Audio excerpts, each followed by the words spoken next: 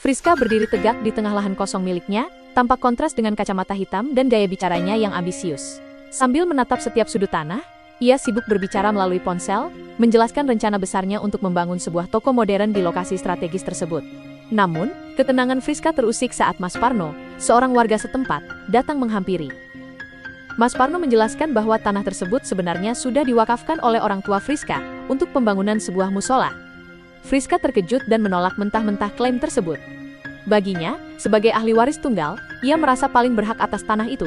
Apalagi selama ini ia tidak pernah mendapat kabar soal pengalihan fungsi lahan tersebut dari orang tuanya sebelum mereka meninggal. Perselisihan memanas hingga akhirnya mereka sepakat membawa masalah ini ke KUA terdekat untuk verifikasi data. Di kantor KUA, kebenaran akhirnya terungkap melalui berkas akta ikrar wakaf yang tersimpan rapi. Melihat tanda tangan asli mendiang orang tuanya di atas dokumen resmi tersebut, nyali Friska seketika ciut.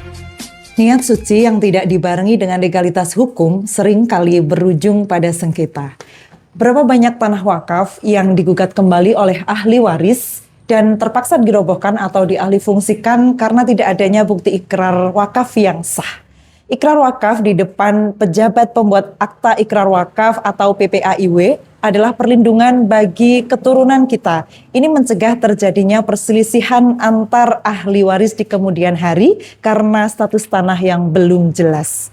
Jangan biarkan harta yang seharusnya menjadi jalan kita menuju surga menjadi bahan bagi anak cucu kita untuk bersengketa di pengadilan. Segerakan ikrar wakaf di KUA setempat agar harta yang kita wakafkan menjadi harta yang berkah, dilindungi secara hukum oleh negara dan diridhoi oleh Allah Subhanahu wa Ta'ala.